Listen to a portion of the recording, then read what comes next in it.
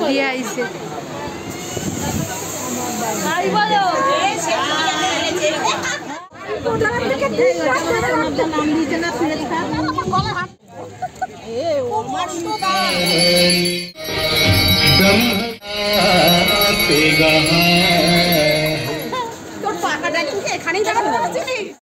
Hello guys, welcome back to my channel. একটি নতুন ব্লগে তোমাদের অনেক অনেক স্বাগত। হ্যাঁ জানি, অনেক দিন পর আমি আজকে আবার ব্লগ করছি, কারণ আমরা আজকে অনেক দিন পর আবার কোথাও একটা ঘুরতে যাচ্ছি।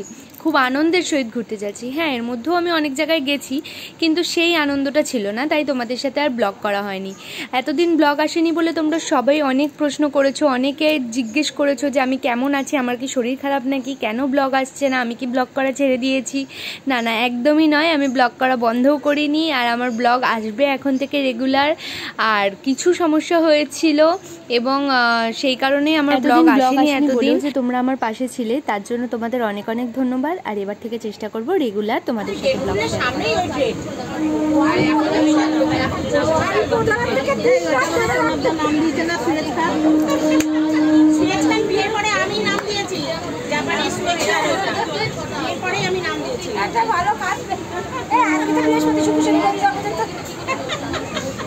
তোমরা হয়তো ভাবছো এতদিন পর আমি ব্লগ করছি, তাও আবার ট্রেন থেকে, কোথায় যাচ্ছি সবাই মিলে, তাই তো? নিশ্চয়ই সব বলবো তোমাদের এই ব্লগে। দেখো তো তার আগে এই স্টেশনটা তোমরা চিনতে পারো নাকি? যদি কেউ চিনতে পেরে থাকো তাহলে কিন্তু আমাকে অবশ্যই কমেন্টে জানিও। আমি কিন্তু নাম বলবো না, তোমরাই চিনে আমাকে বলো। দেখো কি সুন্দর রাস্তা, এই দিকে এলে কিন্তু ট্রেন জার্নিটা খুব সুন্দর হয়।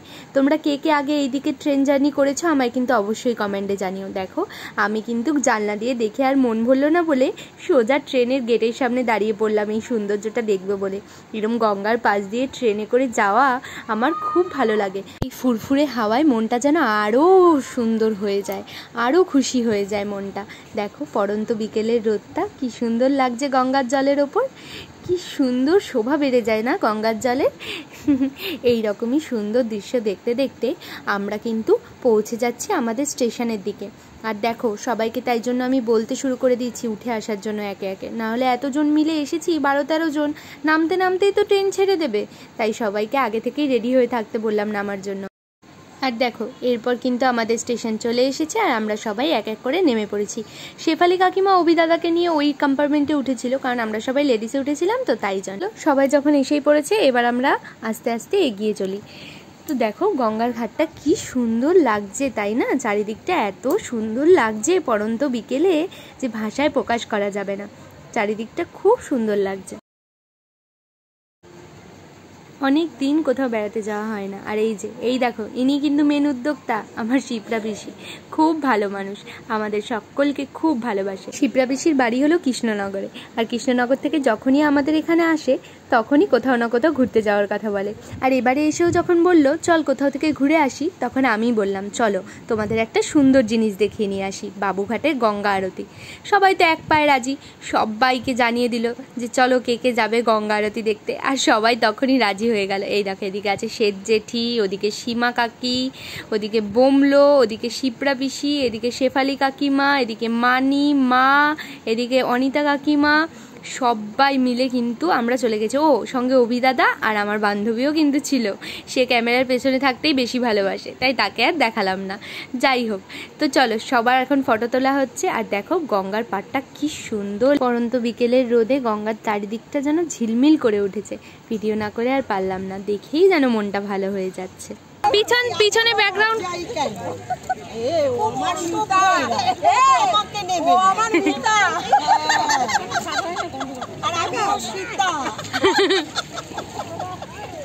এখানে দেখো মা গঙ্গার কি সুন্দর একটি মূর্তি রাখা রয়েছে, আবার ছোট করে একটু মন্দিরও করা রয়েছে। এখানেই কিন্তু প্রথমে গঙ্গা আরতির পুজোটা শুরু হয়, তারপর আরতি মেন শুরু হয়। তো তোমরাও যদি কেউ এই গঙ্গা আরতি দেখতে চাও তাহলে তোমাদের কোনো ঝামেলা নেই, শুধু মাঝেরহাটগামী কোনো ট্রেন ধরতে হবে, আর সেই ট্রেনে করে তোমাদের নামতে হবে ইডেন গার্ডেন স্টেশনে।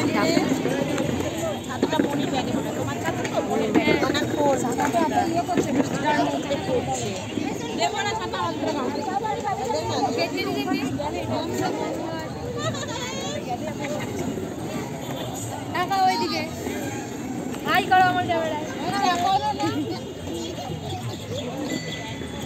হয়েছে? মার সাথে এত খাতির কেন? আচ্ছা 12টা খাতির করতে এসছো কেন? কি হয়েছে? হ্যাঁ কি হয়েছে বলো, দাঁত ফোগলা? যতবার এই গঙ্গাটার দিকে তাকাচ্ছি আর রোদটা এসে গঙ্গার জলে পড়েছে, এটা দেখেই যেন চোখ আর সরাতে পারছি না। আর দেখো আকাশে চারিদিকে কেমন মেঘ করে এসেছে, অপূর্ব সুন্দর লাগছে চারিদিকটা দেখতে। কি সুন্দর শোভা বেড়ে যায় না প্রকৃতির। দেখতেই দেখো কেমন ঝপ করে সন্ধে নেমে গেল। আর এদিকে দেখো গঙ্গা আরতির প্রস্তুতি পর্ব চলছে, একদম লাস্ট মোমেন্টে পুরোহিত মশাইরা এসে গেছেন, এবার গঙ্গা আরতি শুরু হবে।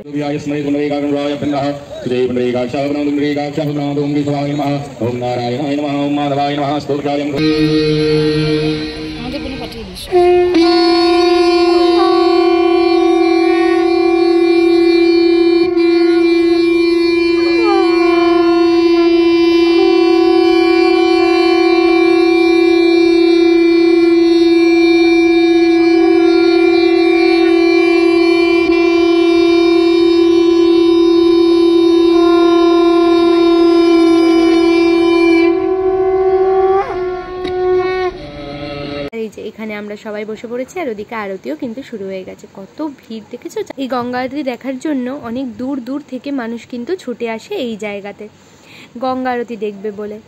এত সুন্দর সৌন্দর্য আর কোথাও দেখা যায় না, সত্যি মনটা যেন ভরে যায় একদম এই গঙ্গা আরতি দেখে। মানুষ হরিদ্বার যায়, বেনারস যায় গঙ্গা আরতি দেখার জন্য। হ্যাঁ মানছি ওরকম হয়তো এখানে হতে পারবে না, তবে আমাদের কলকাতাও কিন্তু কিছু কম যায় না। যথেষ্ট সুন্দরভাবে নিয়ম নিষ্ঠা মেনে ভক্তি ভরে গঙ্গা আরতি করা হয় এখানে। এত সুন্দর লাগে দেখতে যে ভাষায় প্রকাশ করা যাবে না। আমি সবাইকে বলবো যারা যারা এখনও যাওনি তারা একবার গিয়ে বাবুঘাটের গঙ্গা আরতি দেখে এসো। কথা দিচ্ছি হরিদ্বার বেনারস ভুলে যাবে, মন থেকে একটা ভক্তি আলাদাই চলে আসবে। আর এই সময়টা তো স্পেশালি ভালো লাগে যখন চারিদিকটা অন্ধকার করে দেওয়া হয় আর এই রকম বড় বড় প্রদীপ দিয়ে আরতি করা হয়। সত্যি বলছি এর যে একটা সৌন্দর্য সেটা চোখে না দেখলে বুঝতেই পারবে না, ভাষা দিয়ে এটা প্রকাশ করা যায় না। অত্যন্ত মন দিয়ে আমরা সকলে মিলে গঙ্গা আরতি দেখছিলাম। আর তারপর দেখো এইভাবে গঙ্গার জল ছিটিয়ে দেওয়া হয় সকলের মাথায়।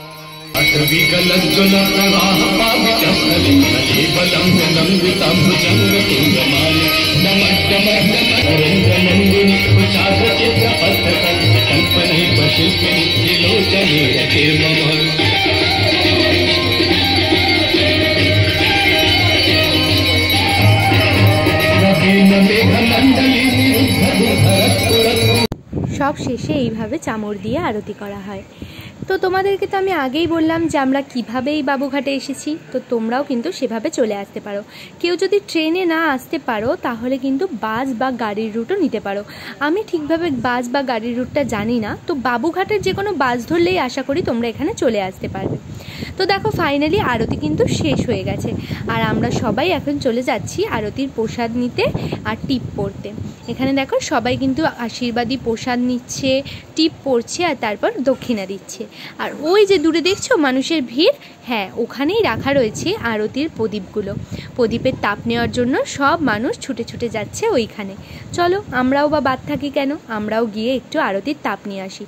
বড্ড ভিড় এখানটায়, মানুষে একেবারে হুড়োতাড়া করছে।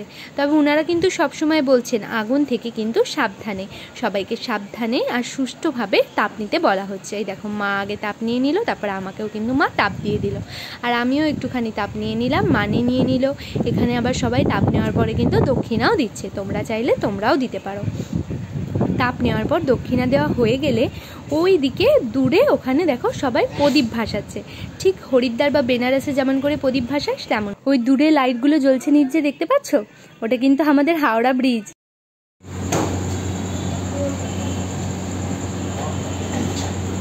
ভালো ভালো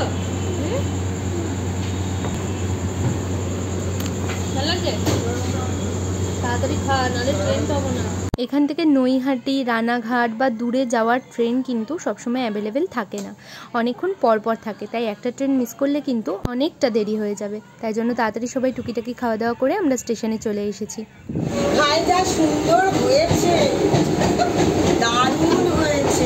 আমার জিতুকে খবর দেবো, সালাম আলাইকুম। প্রতি বছরই জিতু যাবো, একটু ভালো মন্দ খাওয়া, এবার একটুখানি বসে বসে খেতেও পারি, বাড়িতে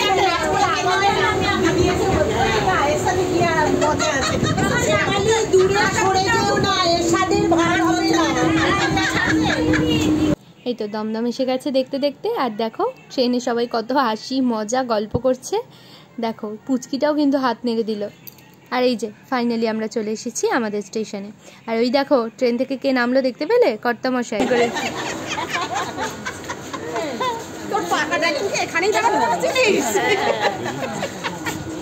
দেখো মনের টান, ফোন সুইচ অফ কিন্তু। তারপর দেখো বাড়ি চলে এসে ফ্রেশও হয়ে গেছি আমি। আর এইদিকে দেখো কর্তামশাই কি নিয়ে এসেছে, শ্যামনগরের পরোটা, যেটা খেতে খুবই ভালোবাসি আমরা সবাই। আসলে ও ট্রেনেই আমাকে ফোন করে বলেছিল, আমি কাউকে বলিনি। আর এই দেখো ট্রেন থেকে কেনা কতগুলো কিনে করে মা কাকিমা পিসিদের সাথে ঘুরতে গেছি, আর গিফট পাবো না হয়। আর এই দেখো বাড়িতে এসে দেখি নাইকা থেকে এই পার্সেলটা দেখে তো আমার মনটা একদম খুশিতে ভরে গেল। তারপর চলো তাড়াতাড়ি করে এটাকে আনবো। তোমরা তো জানো নাইকাতে এখন ছোটোখাটো অফার চলছে, তাই ভাবলাম আমার দুটো জিনিস দরকার ছিল, অর্ডার করেই দিই। আর অর্ডারটা অনেক দিন পরে আসার কথা ছিল, কিন্তু অনেক তাড়াতাড়ি চলে এসছে, মানে একদিনের মধ্যে অর্ডারটা চলে এসছে। এই দেখো মামাআর্থের রাইস ফেস ওয়াশটা আর রাইস ময়শ্চারাইজার ক্রিমটা, এই দুটো কিনলাম। এই দুটোর রিভিউটা তোমরা আমাকে কিন্তু একটু জানিও। হ্যাঁ, আমি ফার্স্ট টাইম ইউজ করছি, আমি একজনের থেকে ভালো রিভিউ পেয়েই ইউজটা করছি। আসলে আমার দিদির মেয়ে ও ইউজ করেছে, ও বলছিল যে এটা খুব ভালো, তাই জন্যই আমি ইউজ করার সিদ্ধান্ত নিয়েছি। তো আমার স্কিনে সব কিছু শ্যুট করে না, তো ও বললো যে এইটা শ্যুট করে। চোখ মুখ ধুয়ে এসে ফ্রেশ হয়েই বসেছিলাম, তাই ময়শ্চারাইজারটা মেখে নিলাম। তো চলো আজকের মতো এখানেই ব্লগটা শেষ করছি, এবার আমি ঘুমোতে যাব। আর কেমন লাগলো এই ব্লগটা এতদিন পর দেখে সবাই কিন্তু কমেন্টে অবশ্যই জানিও। Till then tata.